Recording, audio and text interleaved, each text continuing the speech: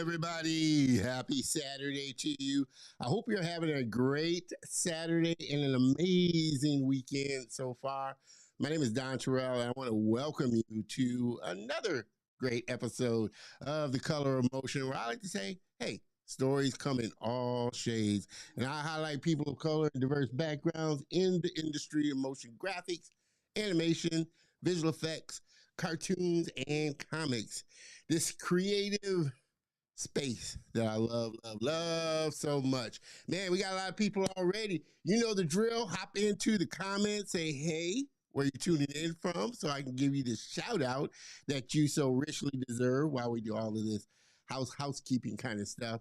But like I said, we are here each and every Saturday afternoon, 3 p.m. Central Standard Time, live on the YouTube channel, LinkedIn, the website, and the Facebook group for the show. I think we were having some technical difficulties with the Facebook group this week. So this week we're streaming just to LinkedIn and the YouTube channel, and I'll post it in the Facebook group. But again, I want to thank you for giving me just a little bit of your time. You know, I'm always grateful that you give me just a little bit of your time because you don't have to.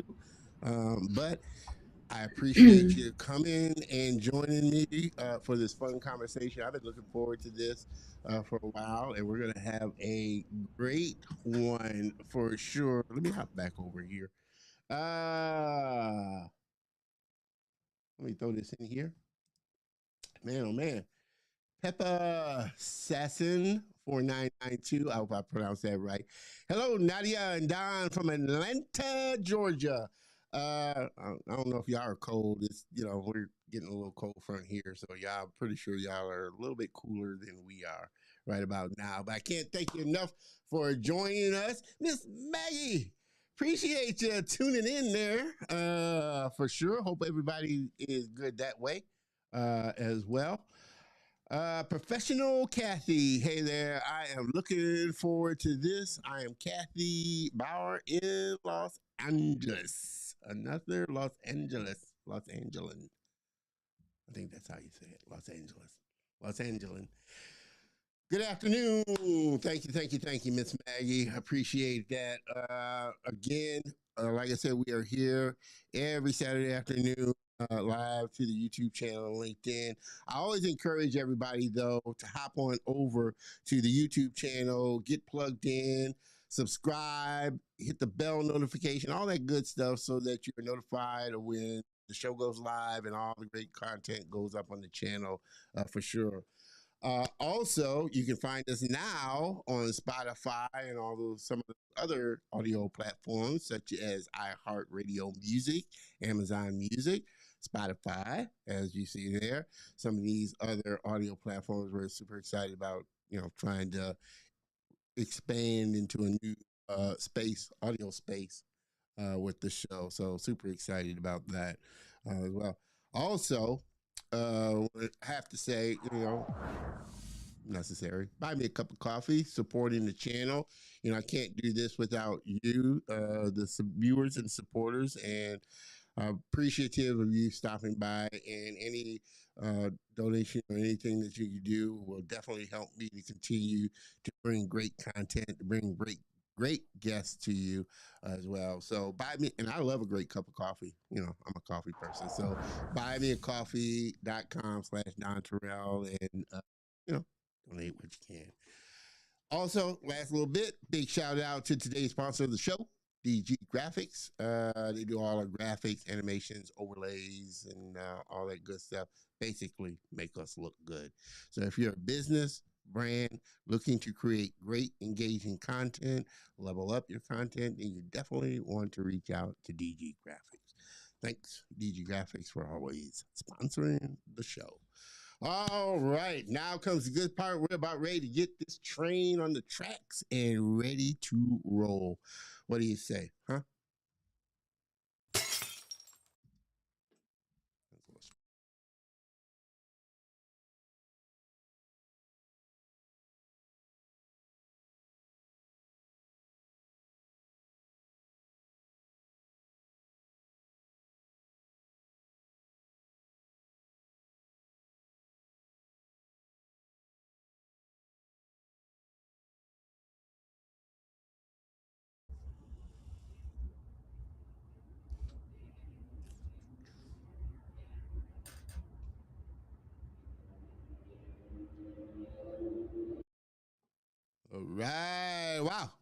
We are back. We are back and ready to get this show on the road. Like I said, I'm super excited about this. Connected with her uh, late last year. We connected and really wanted to get her on wealth of knowledge. And I actually think she's my first Bulgarian, originally from Bulgaria. So super, super, super excited about my next guest. She has began her art journey at a very early age and was blessed with parents who supported her and helped her develop as an artist. Her professional training started at the age of 12, beginning with private one-on-one instruction from Kosta, I don't know if I'm pronouncing this right, Seraphimov, Seraphimov, Seraphimov. I think it's Russian or German, so or Bulgarian. So I'm pretty sure it's pronounced that way. She furthered her training at the High School for Applied Arts in Sofia, Bulgaria, before being accepted at the National Academy of Arts in Bulgaria. It was at the academy that she studied classical painting, fine arts, and graphic arts. In 1991, she graduated with a bachelor's degree in industrial design. She's been involved in animation for the last 35 plus years as an art director, production designer, and key background painter on both feature films and television series. She's worked at several major film studios in Hollywood, such as Walt Disney Pictures, Warner Brothers Animation, Cartoon Network, Nickelodeon, Starz Media, Bento Box, and DreamWorks, just to name a few. In 2005, she was nominated for an Annie Award for production design on the Disney Channel's Kim Possible television series. During the early 2000s, she was nominated for an Emmy Award for the best title sequence for Nickelodeon's Teenage Mutant Ninja Turtles. Her career also includes feature films such as The Iron Giant, Space Jam, Warner Brothers, uh, Osmosis Jones, and Quest for Camelot, plus numerous television productions. In 2024, she opened NV Studios Incorporated, independent animation and live action house. They are currently developing their first CGI project, Scratches. Everybody, please help me welcome my very special, special, special guest and friend, Miss Nadia Vurbenova. Oh, we lost her. Hopefully she'll let me jump back over here. Hopefully she'll log back on. She was just on and dropped her. Let me message her, see if she's logging back in. And it was funny because we were just talking about technical difficulties that happened during the show. And she was asking me a lot, does technical difficulties happen? Yeah, let me message her.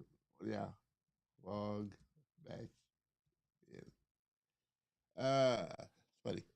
I just messaged her. She said, "Yeah, I think I got dropped." Yeah, she got dropped. So we are waiting for her to log back in. Like I said, you know the drill. This is always an interactive show, of course.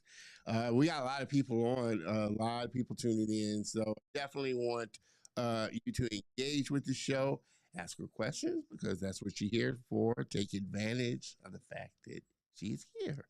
Ask her what you want to know. Pep Assassin 4992. Nadia is very talented and original artist. So proud to know her. Yeah, I'm super excited. And yeah, she is very talented. We're going to take a look at. So actually, we can do that now while she's logging in. Take a look at some of the work that she's doing right now. Let me hold on. Where is. We're going to. I think she is trying to. It says waiting for host. Hold on. Hold on. It says waiting. Hold on. It says waiting for host. Let me try turning it off and then turn it on again. So try now. Let me tell her to try now. She may need to reboot. You may need to reboot. start.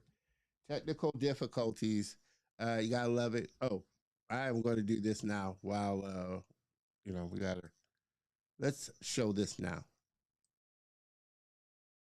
The English language is hard. Every mispronounced or misspelled word can cut you. But one day I realized this might be my edge. Grudges. Hi, my name is Nadia, and I spent my entire life working in animation. To be specific, working on other people's stories. I am writing and designing the project just to keep the cost down and protect it.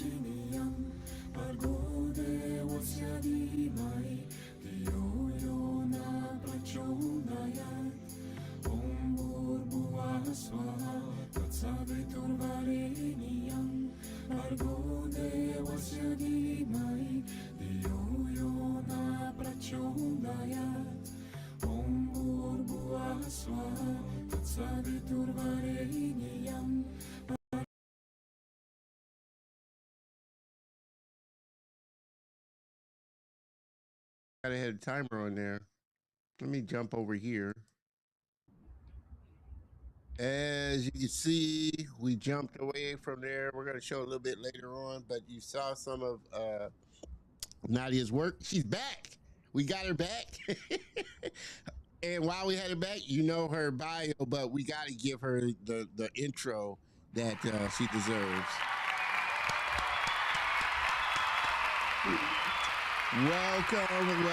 Welcome, Nadia. I appreciate you, being so patient. Thank you. I was just telling them, we were just talking before the show about technical difficulties and things that happen.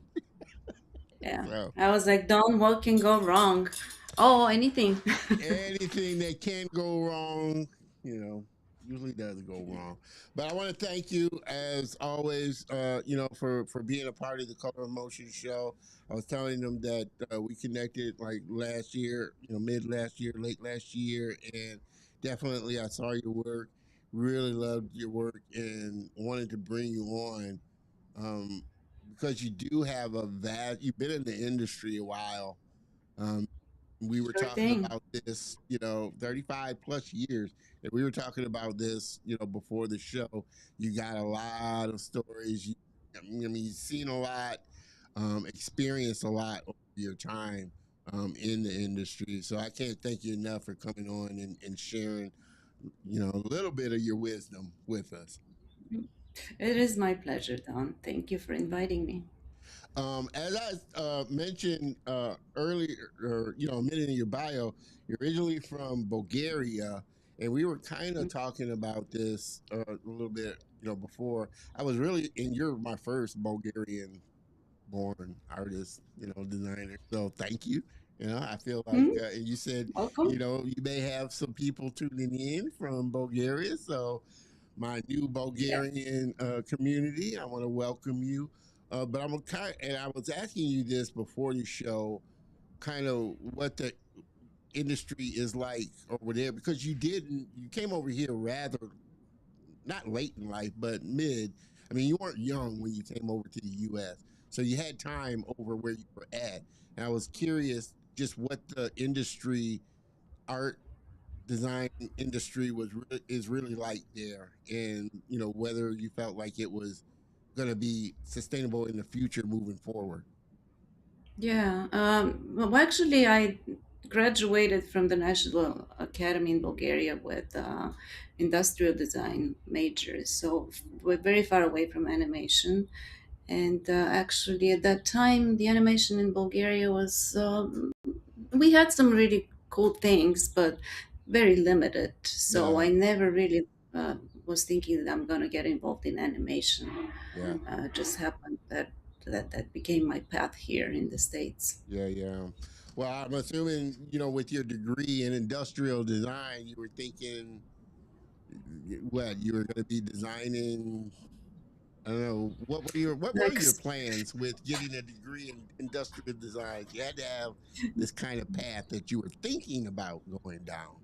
Yeah. I was thinking about like designing stores and interior design and graphic design. That's mostly the major. We were specialized in designing the big fairs that happened in the country once or twice a year. So exhibits, things like that. So when I came to the States, I realized that I need to go back to school because the codes are different. Yeah. And at first, I tried a little bit of graphic design, but not very successfully because guess what? I didn't know English. Well, how long? I'm curious. How long did it take you before you felt comfortable enough that you were kind of up to speed and you felt comfortable?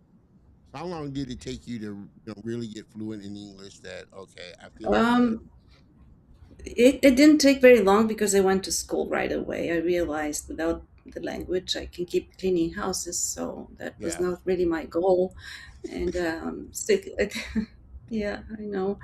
Um, about 6 months it took. It was a very intense course. I was going there almost every night. So it clicked with me very fast.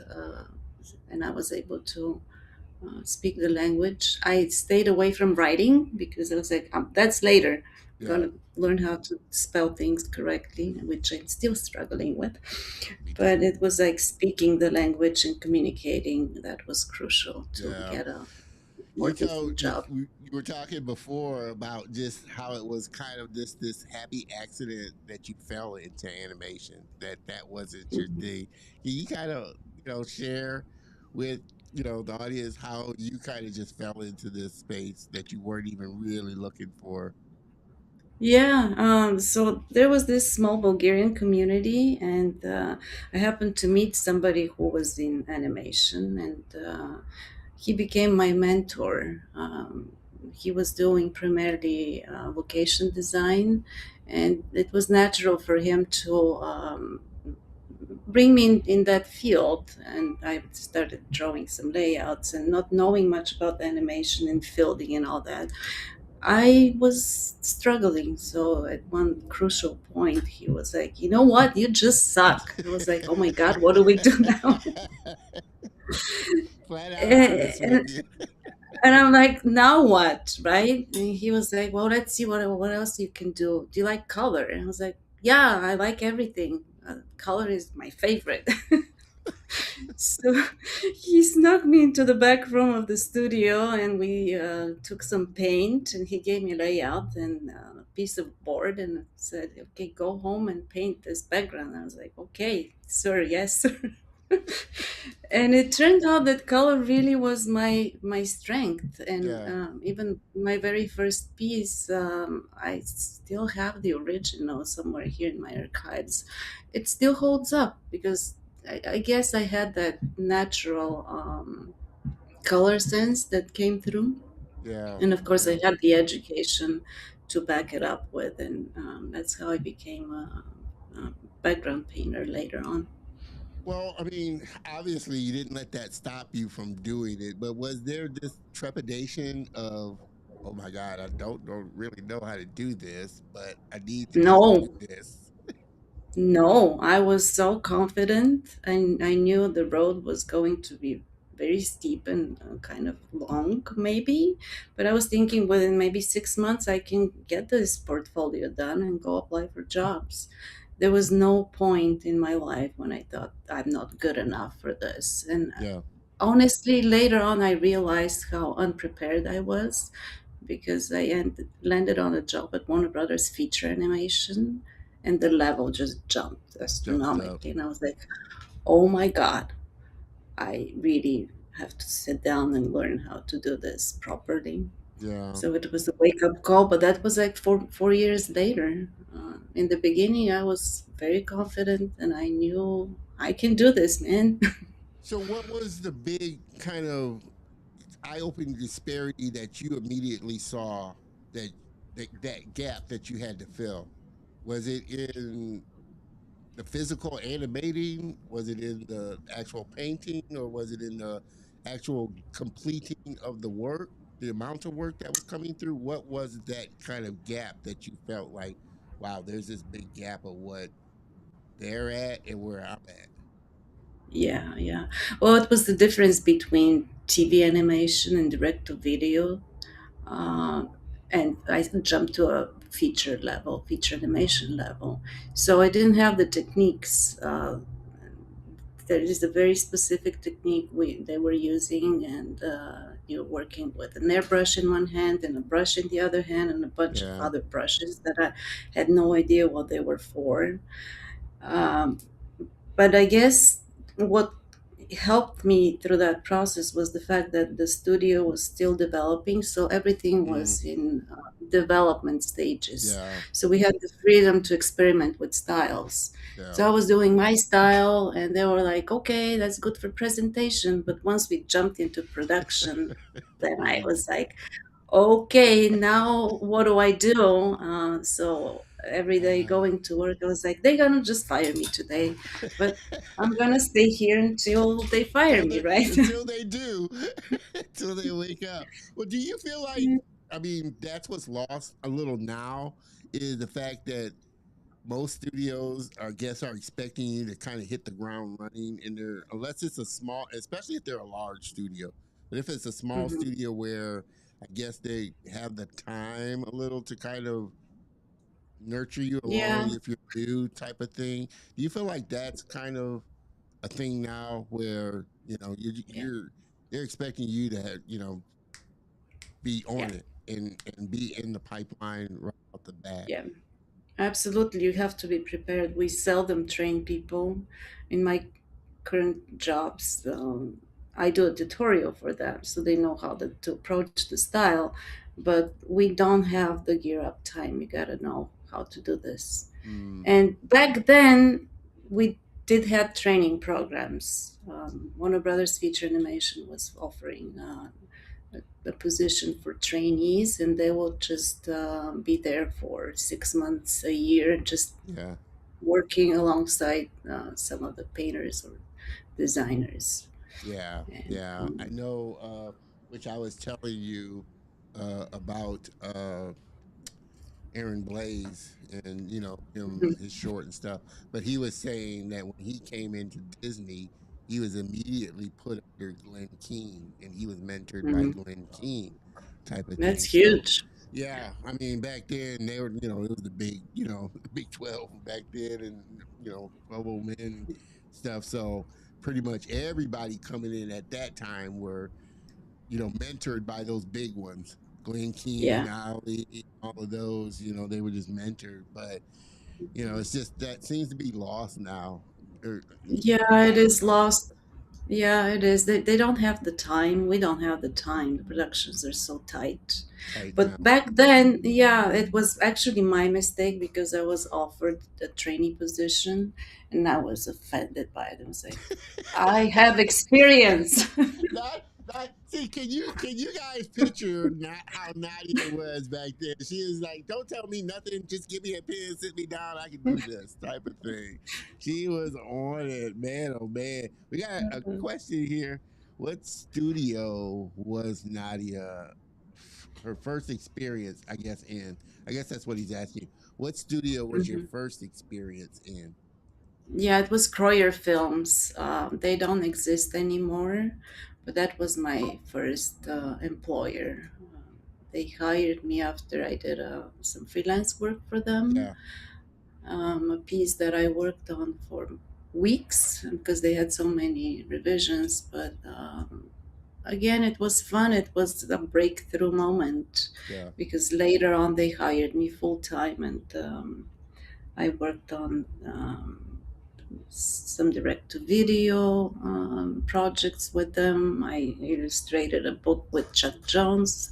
So it was kind of very diverse, and we had projects that were quite good. yeah. Fun project. I know that's always the best when you have fun projects to work on that are just varied, and have you Yeah. all doing a lot of different stuff. Pepper Assassin 4992 Nadia, what would you consider your greatest accomplishment is? I'm glad she's asking me a question. No, that was a good question. Did she? I'm gonna strangle her when I see her next. I I'm glad you asked that. So I'm not going to get strangled for asking it. What would you consider your greatest accomplishment? Because obviously, again, you've 35 plus years is a long time in the industry, and you've seen a lot, gone through a lot. I mean, it's hard to pick one, but what would be one of your top accomplishments that you're really proud of? You know what? It might seem kind of silly, but the industry changed overnight when the computers took over. And of course, it was the time when we didn't have any formal training. They just expected us to know how to do this. Yeah. And I knew it was coming. I was afraid of it, but I bought a computer, and on my lunch break, I was sitting down with the tutorial, Photoshop tutorial, and I was highlighting the things I thought I might need. So I got a test from Disney TV animation, and it was a simple style. It was a paint bucket, drop the color, color the line Hmm. kind of show, and it was still hard because it was brand new. But I got the job. I remember walking downstairs after they hired me, and I was like, "Oh my god, I'm a digital painter now," and it felt like huge. Oh man, but But it's no. I'm but sorry. it Go is ahead. not it is not my greatest achievement. What's your greatest? One of your greatest achievements? What would you say one of your greatest achievements It was the moment when, after writing my own projects for years and pitching around town, and sometimes getting a development deal or not, I realized that I want to produce my own stuff. So the last year, I opened my own studio. It's NB Studios, and we have a small crew of very dedicated, very talented, amazing people, and we are working on our own first project as we is? speak. Awesome. That is an amazing accomplishment for sure. I mean, and again, links and all this stuff to her social channels and MV Studios will be in the show notes. So definitely make sure that you check out the show notes for sure. Um, Again, you know, we've been talking about your very career, and you just mentioned that kind of gap of that step from traditional to digital, which I think every kind of artist kind of had that little thing. Even I went through it, you know, deciding okay, digital is the one. But have you found other artists like from kind of your era and time that did struggle a lot harder with the digital side of transitioning over?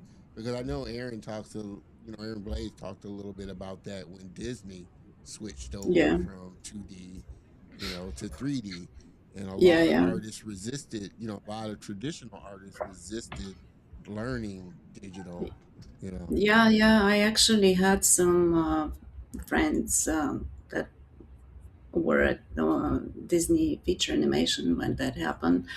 Actually, I'm really good friends with the lady who was one of their teachers, digital teachers, introducing the computer and all that. It was the problem was, and not it was not her.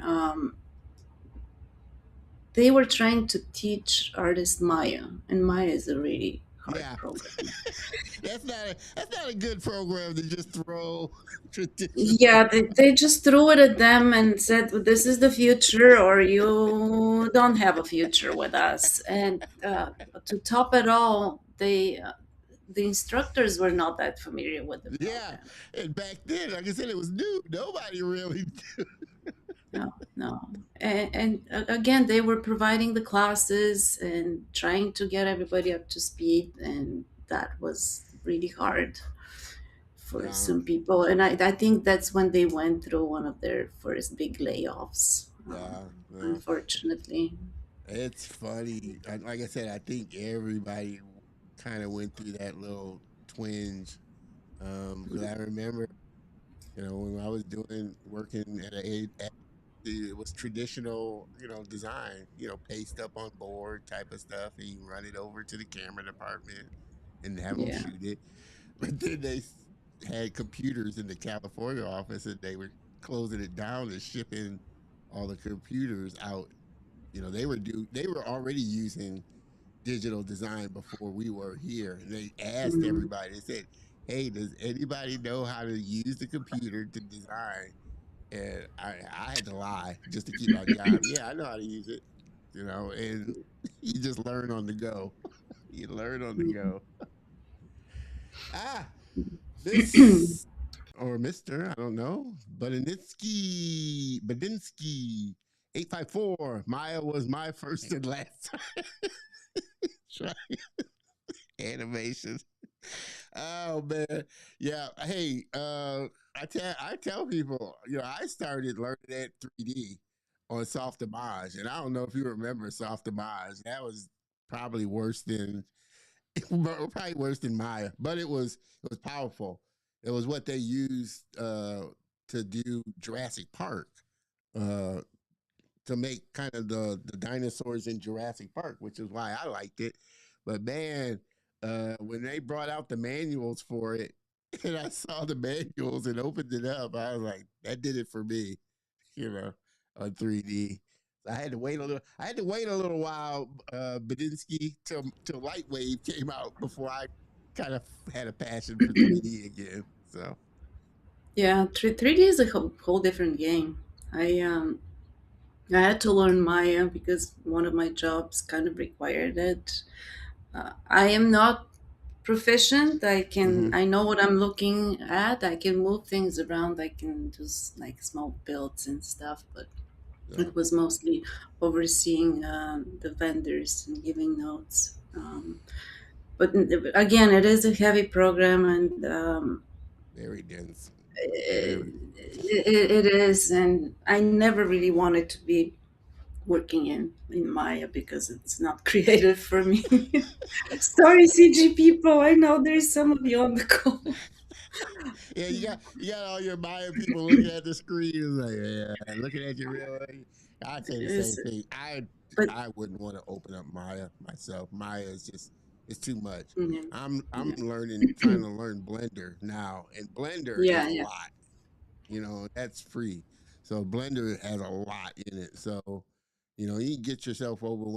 Which brings me to the point of asking you now, with all the tools and software out now, you're creating your own studio, and you're fixed on creating your own content now, and moving towards that. What do you think of this time that we're in now, with the ability for creatives now to get their own content out a lot faster and easier than, say, 5, 10 years ago? I guess I don't want to answer that because I'm gonna cough for the rest Oh, of this call. No, it's okay. I'm good now. Um, well, I think we are approaching an era where things are actually changing, and there is a lot of fear throughout the industry what the future will be because number one, we are outsourcing like crazy, which limits the jobs here, and number two, we see how our producers are bringing AI into our business, mm, and um, what is the future? I think there is place for it, but it needs to be controlled. And once you take the creative out of it, that's where your problem is. yeah, We have to still be creative and use it wisely. In terms of the technology, yes, we still use the traditional software like Photoshop, Illustrator. We use Maya, we use Blender, we use Unreal Engine. So I feel the future will be a combination between creative and all the technology that's around us. But again, we gotta keep um, the creative people create. And I Yeah. see AI as a tool that can help us be faster and more efficient. Yeah. And yes, it may cut some jobs, but I feel like it will create more if we keep productions here. So one of the goals of Envy Studios is to keep productions here in the States. And Yeah. yes, if technology can help us achieve that goal, I see it as a positive thing. Yeah. Yeah. Well, do you feel like studios or even clients with the flood of AI now, they're kind of tolerance for, or I won't say tolerance, but just their level of quality or wanting quality has dropped, and they're just like, okay, this is good enough, type of thing, and we don't have to really spend so much time on the creative and really getting into the fine nuances of it. You feel like Yeah. they're kind of falling on that where, you know, most people are, it's so commonplace that people wouldn't know the difference between, the average person wouldn't know the difference between good and bad animation, type of thing. Well, I think it's in early stages. So yeah, everything looks pretty much alike, and for the most part, yeah, kids probably won't be able to tell the difference. But for us professionals, it's obvious. Again, everything looks the same. However, we are actually working on it. There are ways to bring the creative process into AI and make things that are pretty unique. But again, it takes people, it takes talent, it takes a lot of knowledge. Oh yeah, you know, Yeah, and yeah, I yeah, I don't think there's any way around that. You know, yeah, you're taking the yeah. human Uh, element out of it. yeah. And another thing that I stand strongly behind is how do we protect the artist? Because right now AI is pulling from the internet, and could be my work, could be your work, could be anybody's work. How do we give credit to them, and what do we do to protect their IP? Yeah. So that's the big thing that Well, if we you are had and if actually you had a thought developing. about how to do that, if you had a thought about how to do that, what would it be? If somebody said, "Well, how could you Well, go about doing it?" well, I know how to do it, Okay. but do I want to share? Maybe I'll share a little bit. It is creating our libraries, basically, and limiting the tools to pull from them. And again, it is a lot of work that's produced by artists, but they are guaranteed that they will get a credit, they will get paid for their Yeah. work. Yeah. So, yeah, it's a simple formula. Again, it is a very expensive one. It's going to take a while to develop, Yeah. Yeah. but Well, I I think you see got, that and you it's the also have a future. few companies I think that are now, I guess, starting to, or a few asset companies that are starting to, I guess, compensate and work with the artists. Hey, we'll pay you for Yeah, your yeah, artwork if we can use your artwork, type of thing, and that, type of deal. Hopefully, more companies jump on that bandwagon. Not nearly enough companies do that, but I think there are a few that are trying to do right by the artist, I guess. yeah, yeah, yeah. Well, good for them. Yeah, I feel like that needs to be the future. For sure. Papa Son, Peppa Pep Assassin. I should just say Pep. I keep wanting to add the A. Pep Assassin 4992 had a lot of has a lot of questions. What is one of the commonly overlooked skills today that prevents the industry from advancing? She had some great questions. I don't have to ask any. I'm glad this makes my show a lot easier today when it's interactive like this and you guys can ask questions. It makes it easy for me. So, what would you say are the skills that are overlooked that you see people coming into the industry they need to work on? I think the biggest component that's missing is traditional art training because the young people come out from colleges and they don't know how to paint. They don't know how to draw by hand. Yeah, And I feel if you haven't been exposed to that world, you're kind of limiting yourself to just the digital art that you're producing. And I always recommend for young people, and I've trained a lot of them and have been training some even as we speak, go out there and draw, paint, know what the media does, bring some of that into the digital art. And yeah, that mixed media is really gonna make you happy as an artist, number one. And it's gonna look different what you put out on the screen. yeah, Just yeah, that human touch, I guess that's the missing thing for me. yeah, yeah. Yeah, I think my explosion didn't go off. But I drop a bomb on that explosion. And it's funny that you said that because it's amazing how most animators or artists or whatever, once they get into their profession, find out they usually do have to go back to kind of the basics of learning. Like I was watching, which I'm trying to get him on, um, Aaron, man, I'm drawing a blank. Aaron, animator from Pixar, but he's training. He's doing like courses now on how to get better at character animating. But I was watching his video and he was going Hmm. deep into facial muscles, learning facial muscles, basically an Hmm. anatomy anatomy class.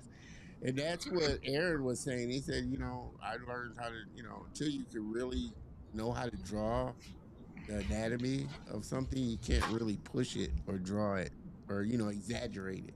So it's always better Yeah, to learn, absolutely. the Uh, traditional way of doing it. Absolutely. That's how we started in school. We started with drawing a cube and we then eventually graduate to drawing a head and a hand. But what's underneath, we had to learn all the muscle structure. And that's the classical art education that Yeah. a lot of Yeah. us are coming from. And I think it's really, really important. It actually Well, gives you do an you edge. also feel like social media is pushing this need for speed, so to speak, as far as competing with the next person or looking at what Oh, yeah, the next person absolutely. is doing, that okay, I don't need to Yeah. focus on drawing. I just need to get better at this and do this and do this. Yeah, put your content out there really fast. Yeah, it's a factor. But also the studio system, our schedules changed over the years. It's really fast paced now, so Mm, there is no time to be fussing with like high detail, especially in TV animation. yeah. Yeah, it's too Uh, yeah. They make us work really fast. That's for sure. well, and I hear that a lot, from a lot of the artists that have come on. The schedules are getting so much shorter and shorter and shorter, and Mhm. turnarounds are getting so much faster that they want stuff. Because I guess, they're like everybody. Everybody's content hungry, so they're trying to satisfy everybody's need for content and watching content. So if you can crank it out, baby, we can use you. Uh, Badinsky, how do you maintain a confident mindset when you're unsure or not know new techniques, technology used in studios? It seems Nadia, let me throw this back up. It seems Nadia has been around for many changes in the industry that can be scary for newbies. Yeah. How Uh, do you maintain? Well, you gotta stay on the top of the wave. New technology comes around, you learn it. You dedicate your basically your personal time to know how to just use the new technologies There is No, no any way around it. no, And no. I an, agree. an example, when I was training to become a background painter, because I had roommates at the time, so they were partying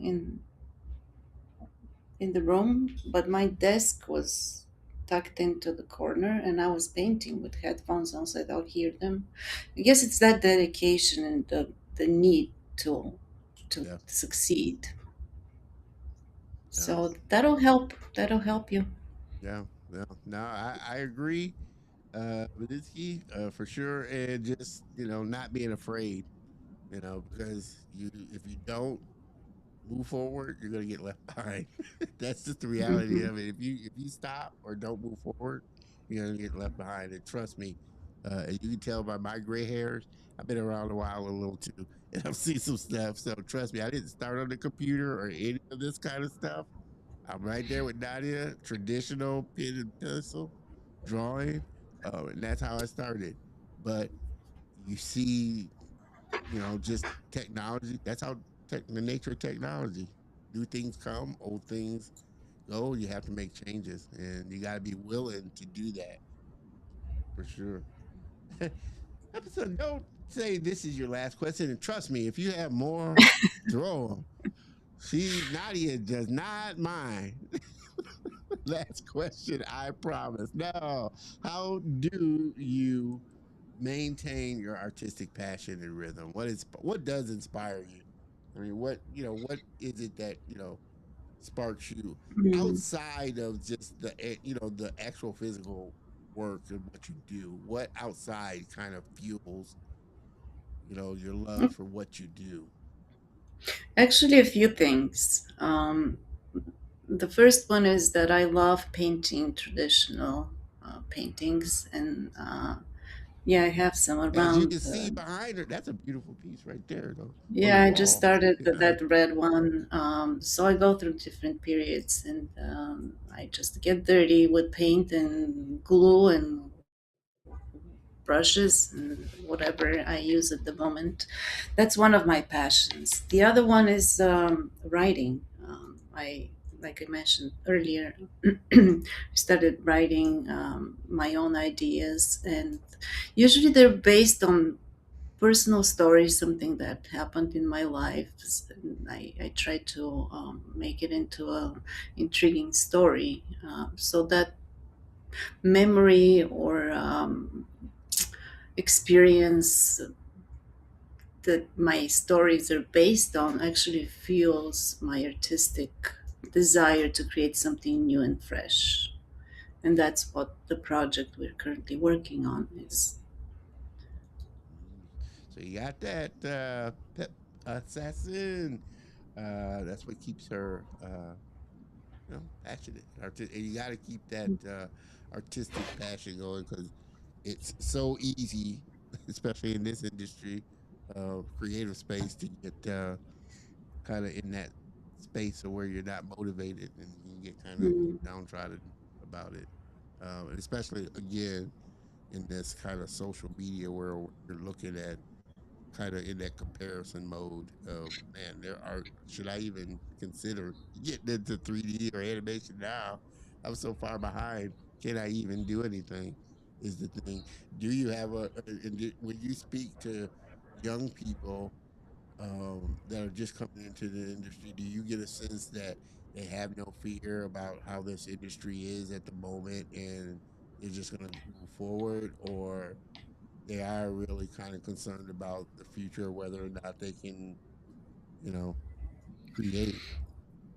I don't think they're concerned, and I have a great example because my daughter is getting in the industry right now. She's at the art center in Pasadena, and there's no fear. She works really hard, and she is very confident that she will find her place.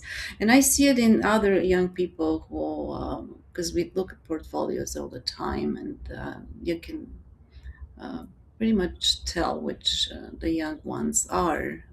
They're passionate, and they're fast. and Mm-hmm. they Yeah. will draw circles around you because Yeah. so they put it all out there, and we sometimes we have to keep up with them because Oh they man. When I come out look at fresh. yeah, when I look at some of the stuff on like ArtStation, and then come to find out there are 15-year-old kids sitting in their room just creating, I'm like, holy mackerel, man.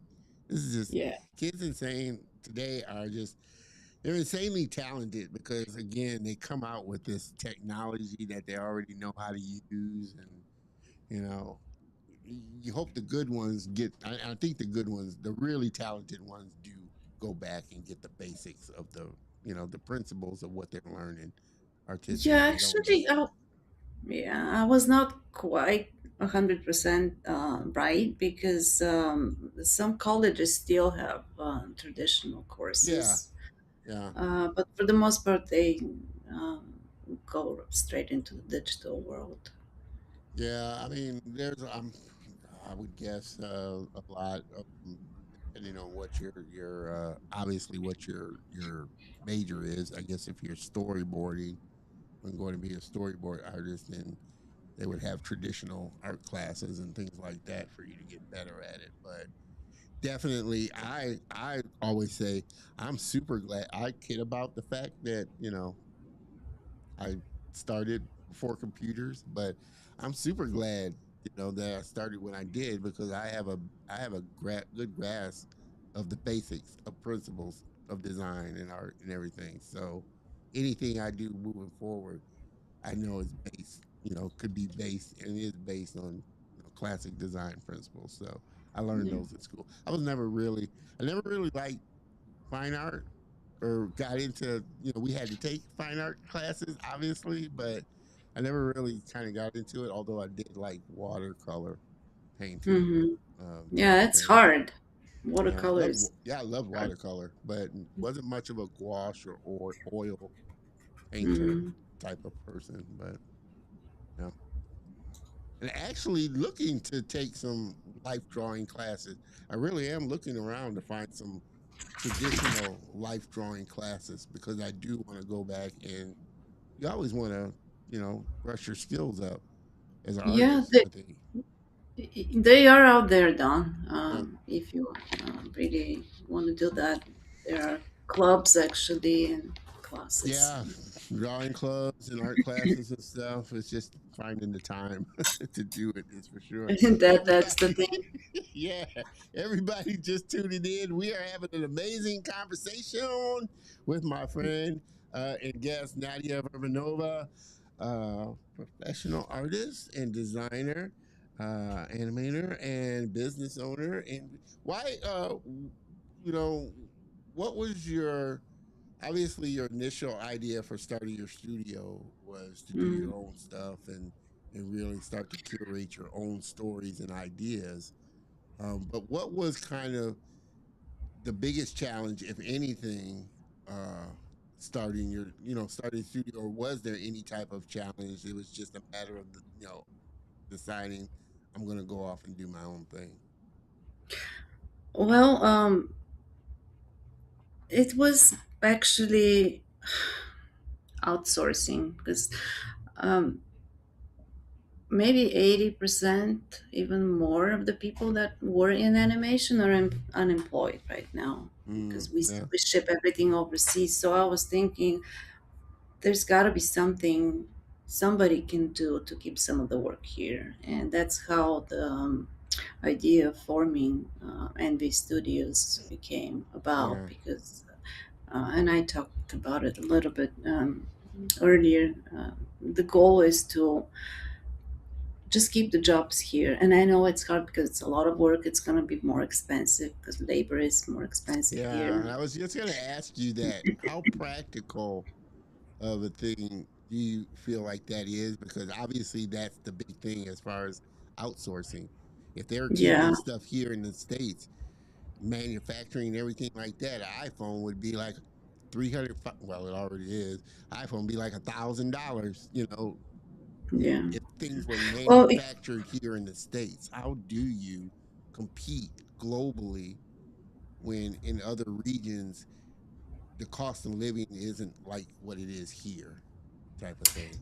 Yeah, well, I'm still working on it, but again, the goal is to really write smart and hire the right people, and again, use technology to help you do the in between steps. So usually, a studio crew is depending on the show, of Yeah. course.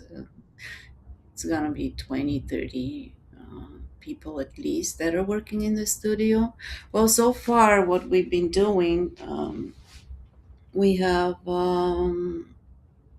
five people doing Yeah. the work plus voiceover, two more Yeah. people, and we're looking into getting a musician and an animator.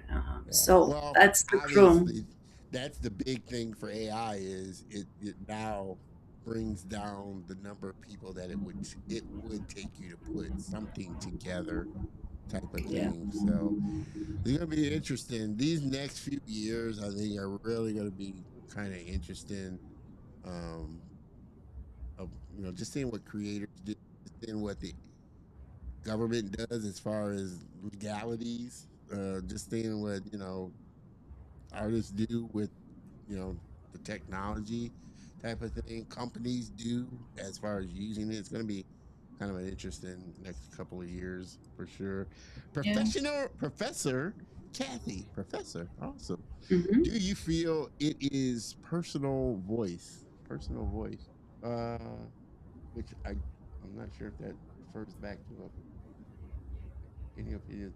Okay, let me see. That might refer back to any opinions on how AI is affecting animation, which we just got done talking about. Um, if so, can you elaborate a bit on that? Whether it's, I think she's talking about AI, which is what we were just talking about, type of thing. Yeah. I would say not yet. In my opinion, it's not affecting us too much yet. But again, it will. And I don't think we can avoid it, unfortunately. So I know many of you will get mad at me probably for saying this, but I look at it as a tool, and I feel like if we learn how to use it and control it, it'll be okay. Um, I have a fear because I was experiencing something crazy with dealing with AI in a different area. Like I had some problem with booking.com and I couldn't talk to a person. So my problem Mm-hmm. didn't really get resolved. But I don't want us to get to that point when we can't control it and it's gonna just make us run in circles. I Yeah, feel like we gotta be really smart how to use it and not let it be creative, because yeah, that's gonna be a huge problem. yeah. No, now I guess I've kind of always been in that same camp as you are. As it's a tool. And like any tool, there are going to be people that use the tool the right way. There are going to be people that use the tool the wrong way. So that's just the nature of it. Like you said, it's not going anywhere. So um, Yeah. it's just what it is. Uh, Professor Kathy was talking about personal stories, personal voice, um, and which kind of, I guess, is a great segue into one of my questions is what are the stories that you're wanting to tell, in these studios that you're wanting to bring out, that you enjoy watching and telling? Yeah. So currently, our deck is geared towards adult animation. Um, I'm not saying it's X-rated animation, any of that, but it's for mature Yeah, audience. Adult Swim And type of stuff. yeah, correct. So they're kind of deeper stories, and Yeah. one of them, and I have a partner on it.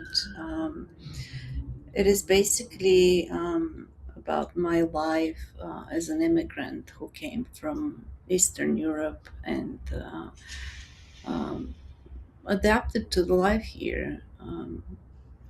So we are marketing that, or maybe we'll start producing it when we get more funds in.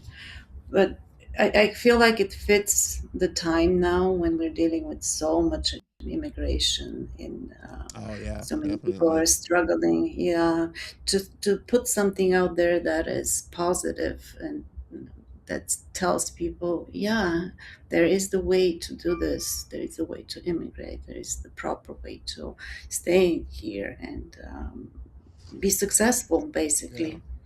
Well, that Yeah. brings me to another great point that you kind of alluded to, just the power of storytelling that anime has and what it can play in just different areas, whether it's an adult story type of thing or whether it's a youthful type of thing, how wide and varied animation is as a genre and a medium, to Yeah. play in. Like I said, I like both, you know, children's style animation, but I also love more cerebral style animations and stories as well.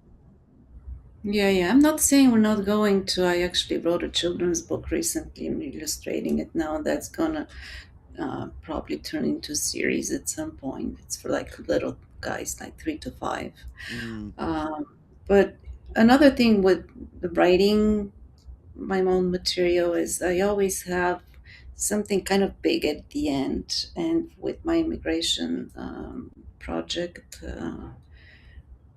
if I'm successful with it and start bringing a lot of funds, I'm going to form um, a nonprofit organization that's going to help immigrants. mm, Because wow. you know, when you're here, when you have to pay for all the attorney fees and all Yeah, that, yeah. it gets steep. So if I have the power of bringing some money in, it'll cater to them. So Oh, that's the goal at the end of Midnight Blossoms is the name of the Midnight project. Blossom. That's a nice name. We got some Fast and Furious comments coming here. Let's throw some stuff in here.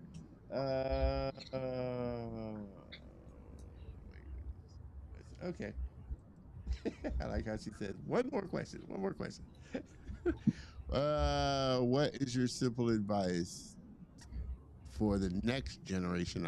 I swear, Pep Assassin's got all my questions laid out there. I don't even have to ask. Uh, Advice for the next generation of artists, simple and sweet in a few words. Was wonderful listening to Nadia for sure. Yeah, what do Oh, you tell young people when they approach you and say, "I'm interested in doing what you're doing. I want to get into the industry." What is your short and sweet piece of advice that you give them? I give them. I tell them towards. I mean, maybe it's more than two, but never give up. If you have a goal, if you have the drive, you can achieve it. Uh, and I'm here to guide you through it if you want me to. And I do. And I do it on my personal time. So um, I feel like our generation needs to kind of hand down what we know. And I'm always open to train and just give the knowledge to the next No, generation. Yeah. But no. for them, it's gonna be hard. There is a lot of competition, especially Oh yeah, Hollywood. My gosh, we get people from all over the world. yeah. So You're not just you, competing with your classmates anymore. You're competing worldwide with yeah, yeah. everybody, and everybody's trying to get into those one or two seats in a studio. So Hmm. it's hard. It really is. But don't Really give is. up, you guys. No, it's gonna take a person with thick skin that really believes in themselves and is gonna continue on through all the ups and downs that are gonna come that are going to succeed. Uh, Let's see. Belinsky 854. Yeah, Nadia's style for faces is so unique.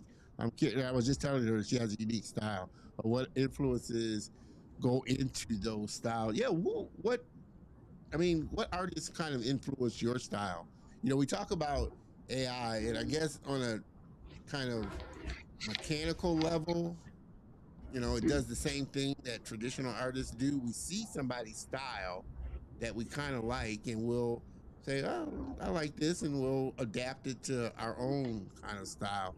Whose art did you look at that you kind of saw? Because when I look at your art, it looks almost like New Yorker. I don't know if you've seen the magazine New Yorker, the New Yorker. Mm-hmm. It kind of Mm-hmm. has that New Yorker style, line drawing type of thing. Were there artists that you look to that really had you like their flair, you like their style or what they were doing? Absolutely. Um, so it's a two-part question. I have my favorite artists, and I even working on like different series when it's appropriate.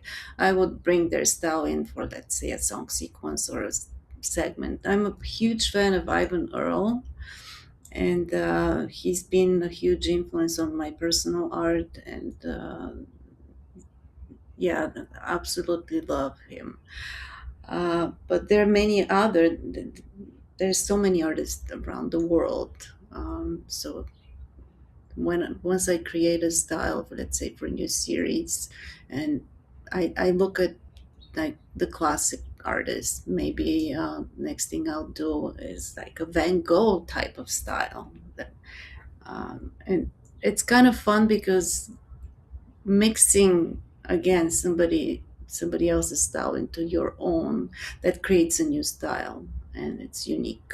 Yeah. uh, Um, yeah, the and drawings, uh, the New Yorker, yeah. the New To Yorker, me, it yeah. does. I mean, I don't know about anybody else, but it kind of just that's Mm, what I thought of when I was looking through your, watching your artwork and stuff. I was like, wow, it's like kind of like the New yeah, Yorker style. it's not actually, because that style I developed in 1994 when I was with Warner Brothers Feature Animation. So we Mm, had a project in development, and for some reason the art director asked me, "Do you want to try some character design?" I was like, "Sure, yeah, I'll do it." And I and I I like just took Nadia. Just sure, I'll do it. and it was fun because we were basing them on famous actresses. So you have a beautiful woman in a Yeah. beautiful outfit, and they became more like fashion drawings. So I was doing them with like a marker, and was coloring them in marker, and everybody liked them. But they were like, "Well, that's not producible." And I was like, "Oh, okay." You got to think a different way when it comes to production. But now, almost 30 years later, we can do that. So I brought the style back. It's not the Mm, exact same style, but I brought it back, and that's what Scratch is based on. yeah. Well, are you the type of, I mean, creator that you're painting or drawing or doing something every day because you are also a business owner. You do also have to do the business of, you know, being a I creative. So do you take time to dedicate just to ideate or just to, you know, not for any specific project, but just something that you want to do and just get out? I don't have time, Don, because I No, have a I full get it. time Trust job. me. Yeah, yeah. And the good thing is that I don't sleep a lot. So I am up like 3 a.m., 4 a.m., and I start writing or drawing or painting something. That's my time. But it is hard when you're juggling like a pretty heavy production on one end, and you're doing your business on the other hand, and then you want to do art. Well, that red painting behind me has Yeah. been there for like a year. Trust me, Uh, I know the feeling. We all know the feeling mm, for sure. yeah, but Those ones that we just are just hard to get to. Mr. Don, I appreciate you tuning in there. Don Dixon, hey Nadia, appreciate it for sure. Man, we got some. Yeah, the immigrants, Budinsky 854, but Bud Insky, yeah, 854. The immigrant story feels needed in the animation, which I think is a great. Like I said, animation is such a great way of telling some really heavy stories or mhm. really serious stories in a light way that people can digest easily. You know, I think animation really works well for that. Last one I remember was Elemental, but it didn't feel as serious or mature as what Nadia is describing. There's a lot of uh there is one I always tell people, I think it's still on Netflix. But it's a short animation, very simple line drawing uh style animation, but it's about a girl who gets killed in a school mass shooting, and she's talking to her parents before she goes to school, and how her parents, and it's beautifully done, but it's just a simple line drawing animation done, but it talks about, it really illustrates a very heavy subject matter.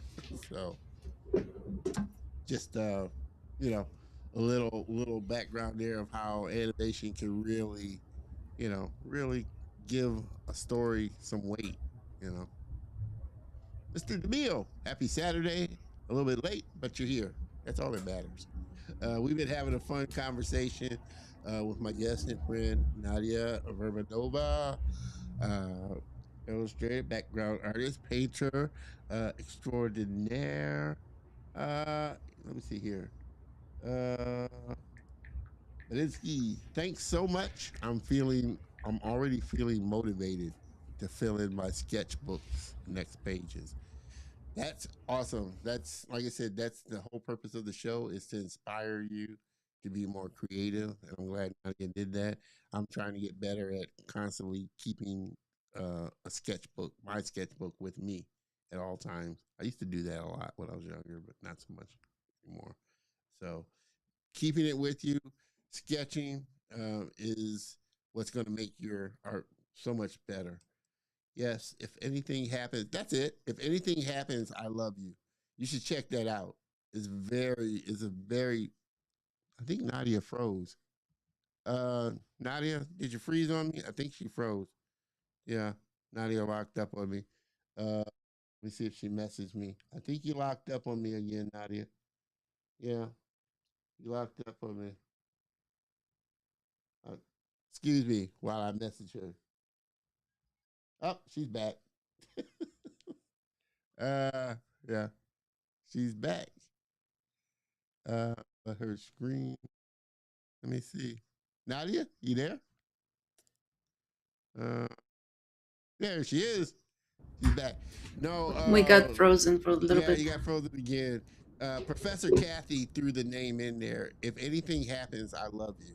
That's the name of the short. Beautifully done. And it's a very powerful story about a girl who dies in a mass shooting. So, but Yeah, I've seen it. yeah. So that just, like I said, it just lets you know how serious animations can really play animations with serious, Mhm. themes and topics, just as well as it can play with the silly kid style stuff as well. So that's why I love animation. I love the industry because it's so wide, so varied, you know, and so many styles. And that's what I love about, I think, not only this time, but not only AI, it's just creators are going to come out with these just interesting styles. I mean, Spider Verse was the, kind of led the thing, and now we're seeing all these different melds and meshes of 2D, 3D, line art, type of things. So that's what excites me about this time for creatives. There's so many great tools, so many great avenues of getting your idea out there to just show people that it's now is, despite all the ups and downs the industry is going through, I still think it's a great time to be a creator. Trust me, you know, I remember before all of this stuff.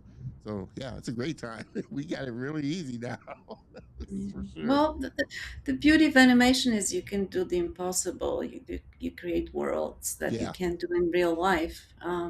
But again, the power, the engine behind it is the writing. yeah, It's always yeah, been, it always will be. yeah, So, yeah. Which is why I love Pixar because they always lean heavily on story. It was always yeah, story first, story first, story yeah, first. yeah, And that's like I said, you have a great story. You can have a simple uh, pencil drawing yeah, animation. Great film. absolutely. Another one. It's not a film, and it's not really a short, but I think he just did it as like a little personal project for him. But he's another uh, Disney animator, Ryan, man, Ryan.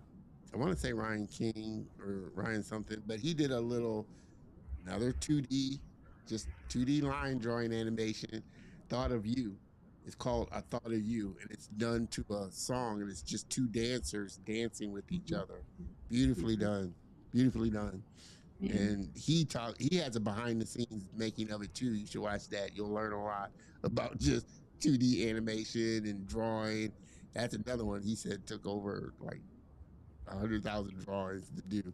yeah, yeah, You know, it's a lot of work. You get a great appreciation when you watch the behind the scenes of how hmm, artists do stuff. You get a much better appreciation. Ryan Woodard, man, I appreciate that. Scribe Creative, Ryan Woodard, and it's called Thought of You.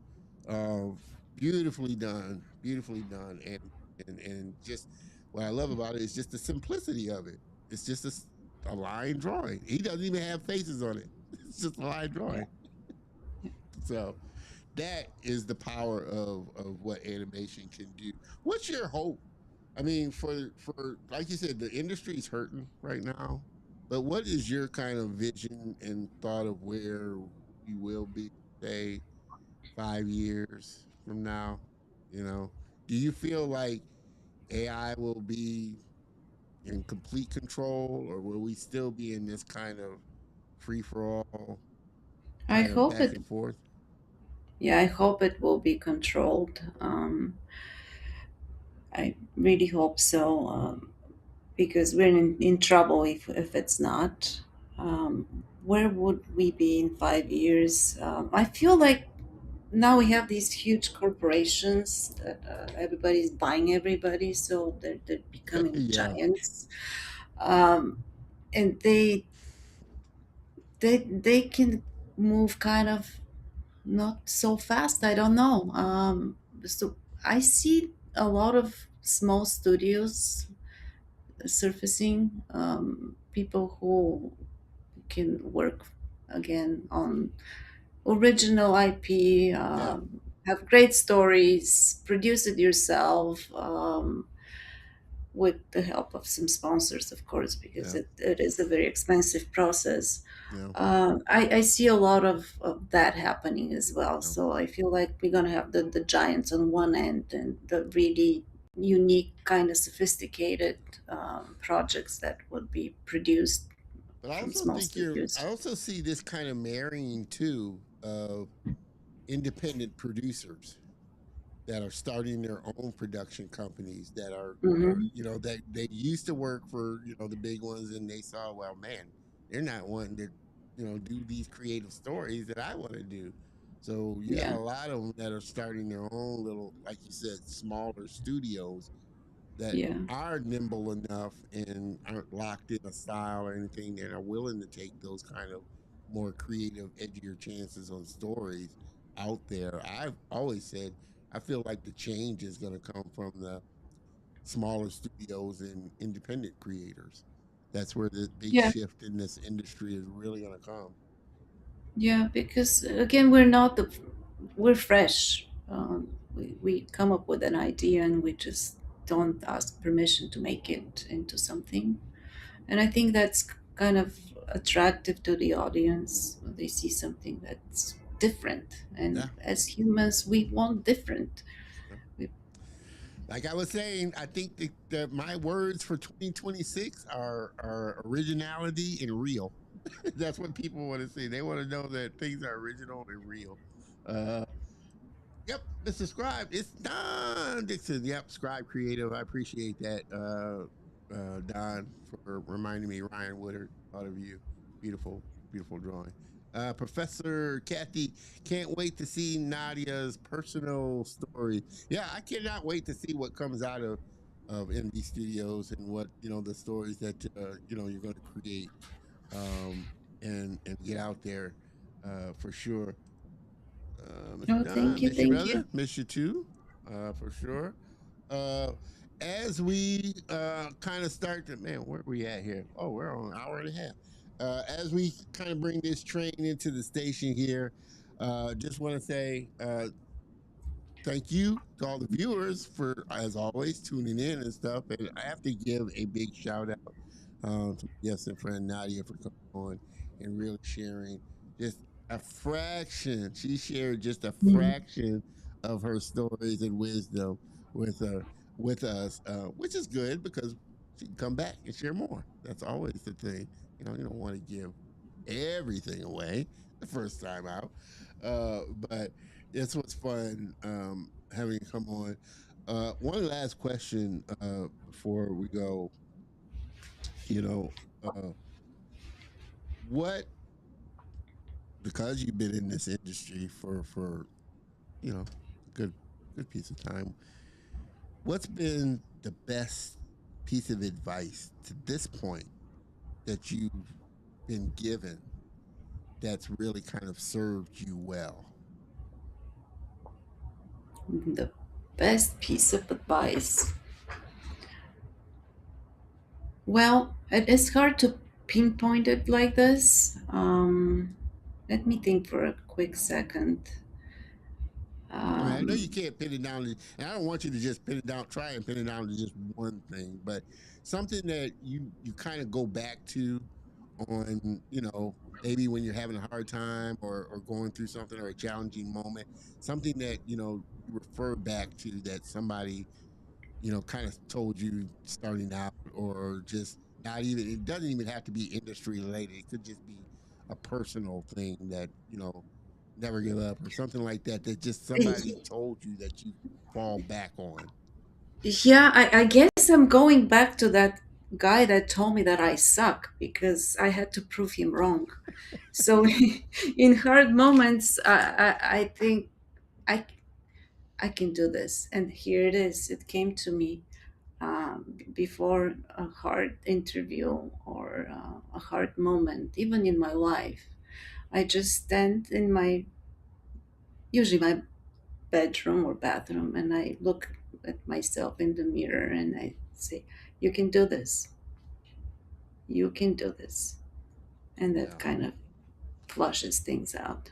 No, that is an amazing motivator, for sure, and something that is really great advice that keeps you going through this whole journey and beyond, for sure.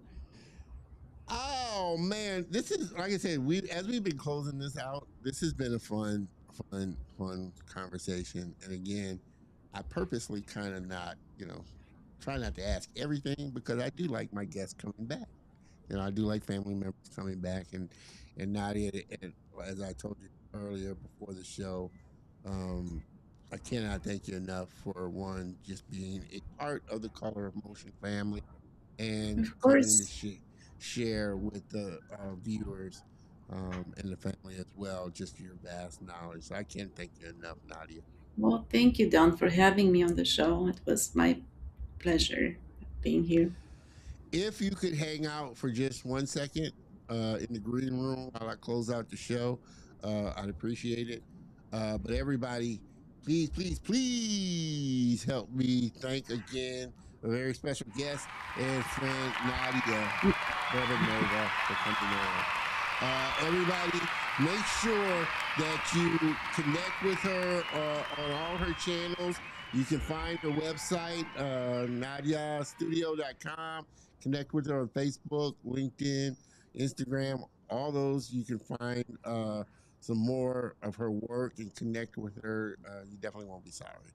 For sure. I'm not sorry I connected with her for sure. All this stuff will be on the show notes and once it's up on the playlist. So if you are just coming in, make sure that you do hop over there and check it out for sure. Again, thank you, Nadia. Hang out for just a second while I close out this show for sure. Hold on. Man, oh man, oh man. This has been another great one. Season 6 is, man, this has been on fire. And this first quarter is no exception. We've had some amazing guests on so far, and it's only going to continue. Robin Briggs Thank Stock. Thank you so much. I hope you enjoyed the show. Definitely don't make this the last time I see you in the comments. Please, we're here every Saturday after PM for sure. Pep Assassin, I appreciate all your. You made my job so much easier asking the great questions that you did. Thank you for tuning in and being a part. And I hope to see you back as well. Again, like I said, appreciate you, brother. Keep rocking for sure. We gotta get you back on, Don, as well. Again, this quarter and this season is rocking and is on fire. And next week is no exception. Make sure you join us next week as I welcome a very special guest and friend, another one, Neil Wade, creative development and content strategist. So I'm looking forward to sitting down and diving into another great story as well. With that, it's been another amazing episode. I cannot thank you enough for giving me a little bit of your time this Saturday afternoon. I will see you next week. Same bat time, same bat channel. Have a great one, everybody. Cheers.